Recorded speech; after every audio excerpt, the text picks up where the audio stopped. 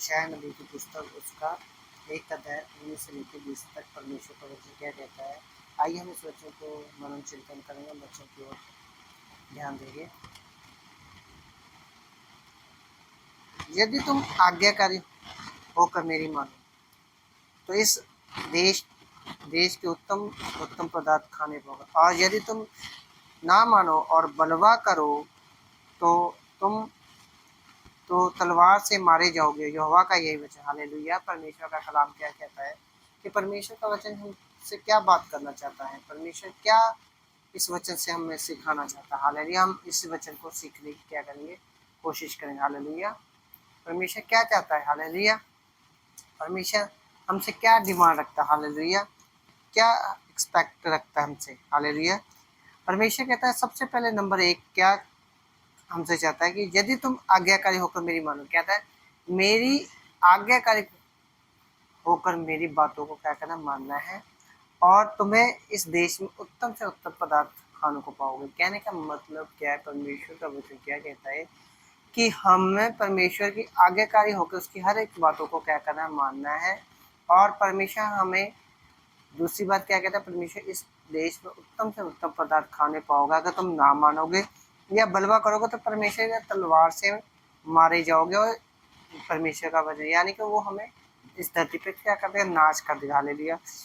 क्यों नाश करेगा? अगर हम वचन के अनुसार अपना जीवन नहीं बिताएंगे, तो वचन के अनुसार अपने आप को नहीं समर्पित करेंगे, अपने आप को वचन के अधीन नहीं रखेंगे, तो हम परमेश्वर के वचन का क्या क्या निरादर करते हैं। और खुदा हम में नहीं है। अगर हम खुदा हम में है, हम खुदा की हर एक बात को क्या करेंगे, पूरा करेंगे और वचन की आज्ञाकारिता में रहेंगे। वचन क्या हमसे कहना चाहता है, हम उसकी हर एक बात का क्या करेंगे, पालन करेंगे, आज्ञा का क्या करेंगे, पूरा करेंगे, उस वचन को पूरा करेंगे जिस प्रकार प्रभु यीशु मसीह ने परमेश्वर के वचन को पूरा किया। हालेलुया। तभी तो हमें परमेश्वर कहता है अगर तुम मेरी आज्ञा मानोगे, उत्तम से उत्तम पदार्थ अपने देश में जहाँ तुम रहते हो उसमें, उस देश में तुम खाने पाओगे। अगर हम परमेश्वर के कलाम को अपने दिल में रख कर और अपने दिमाग में उसकी आज्ञा को बिठाकर उसके अनुसार चलेंगे, तो परमेश्वर हमें क्या देगा, हमें आशीष भी देगा,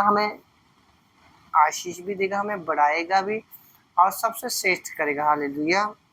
क्यों श्रेष्ठ है? क्योंकि हम उसकी आज्ञा का क्या कर रहे हैं, पालन करने वाले उसके क्या पुत्र और पुत्रियां हैं। हालेलुया। जो वचन को सुनता है, उसको ग्रहण करता, उनको मानता है, उसको पूरा करता, परमेश्वर को 1000 गुना आशीष देता, उसका फल बना रहता है, उसके फल में कभी भी कोई कमी नहीं रहती है, उसका फल बढ़ता ही जाता है और फलों को बढ़ाने वाला हमारा खुदा है। हालेलुया।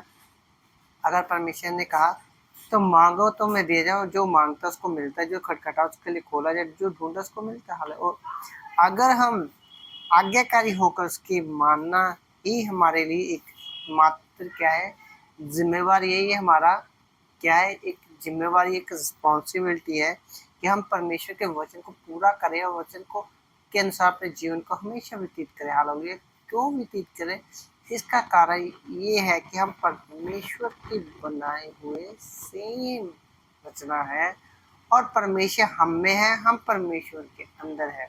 परमेश्वर हम में अंदर है, परमेश्वर हम में अंदर है, परमेश्वर हमारे अंदर, हम परमेश्वर के अंदर है। हालेलुया। क्यों अंदर है? क्योंकि परमेश्वर हमारे अंदर वास करता है, हमारे अंदर काम करता है और परमेश्वर हमारी हर एक जरूरतों को क्या करता है, पूरा करता है, किसी भली वस्तु की कमी ना होगी। अगर हम परमेश्वर के इस वचन पर बड़ा ध्यान से पढ़ेंगे तो करें तो इस देश के उत्तम उत्तम पदार्थ खाने पाओगे। उत्तम से बेस्ट चीज क्या हो, खाने पाओगे।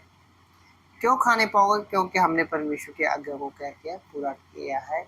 इस करके हमें आज्ञा का पालन करना ही हमारा धर्म, हमारा सिद्ध कर्तव्य, हमारा अधिकार है। हमें वचन को पूरा करना, वचन को मानना, उसके अनुसार चलना और चलते रहना और दूसरों को भी चलाते रहना। हालेलुया।